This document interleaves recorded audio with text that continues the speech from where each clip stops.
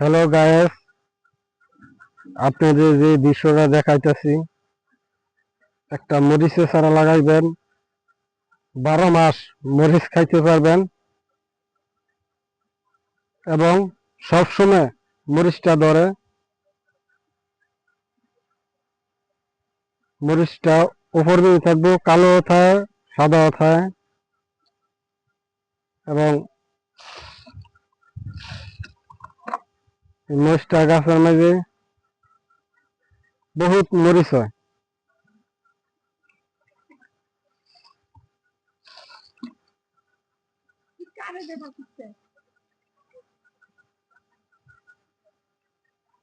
এই যে আরেকটা দেখেন যে মরিচ, এটা মাত্র ধরতেছে। এটা তো বহুত, এটা কালো কালো থাকে আবার সবুজ থাকে, আর এটা সাদা সবুজ।